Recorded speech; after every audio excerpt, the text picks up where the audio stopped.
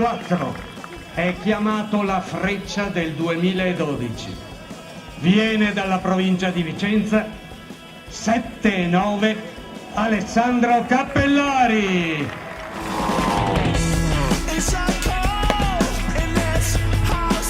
Ed eccola questa serie finale in corsia 4.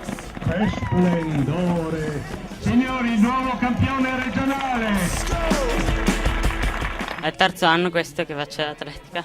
Faccio tutte le specialità: velocità, lancio del peso, vortex, salto in lungo, salto in alto. È andata bene come sempre. Agitati, tesi, senza tante parole, ma con un incredibile entusiasmo. Sono gli atleti del campionato regionale individuale ragazzi. È difficile riuscire a fargli fare il solito riscaldamento, i soliti esercizi come una gara normale, perché la sentono veramente in maniera molto, molto forte e si dimenticano, azzerano tutto quello praticamente che normalmente riescono a fare. È un momento importante per loro, anche per chi è alle prime gare, ma anche chi ha già un anno di categoria nella categoria, perché la sentono veramente forte. Atletica Insieme New Foods e Baldo Garda hanno organizzato la gara più importante dell'anno per la categoria ragazzi nel bellissimo impianto di Caprino Veronese. Un appuntamento importante per noi, nel senso che dopo anni riusciamo a riportare manifestazioni importanti qui a Caprino.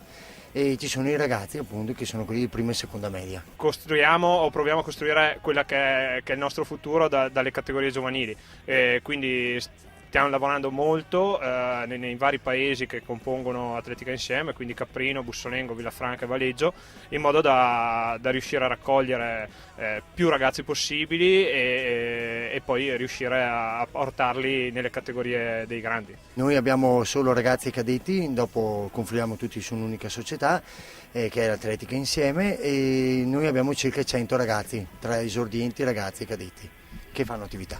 E se Verona ha ospitato la gara, sono stati i ragazzi di Treviso a vincere ben 5 dei 16 titoli in palio. 4 allori a testa per Vicenza e Verona, 1 per Padova, Venezia e Belluno. Nel getto del peso al femminile, prima l'atleta del Quinto Mastella, Teresa Gatto, da 7 anni specialista, soprattutto nei lanci. E nei 60 piani, al primo anno di categoria, spicca il risultato della ivoriana Maria Chissiquam, coinvolta nell'atletica leggera grazie ad un amico. Da 6 anni, perché un mio amico a scuola facevamo le gare e mi ha vista che ero brava, quindi ha chiesto a suo papà se potevo fare atletica e ho provato e così mi è piaciuto e ho continuato. Ho cominciato perché dei miei amici andavano, ho provato anch'io, sempre meglio. Adesso sono arrivata qua. Alle provinciali abbiamo 2 tentativi, alle regionali 3.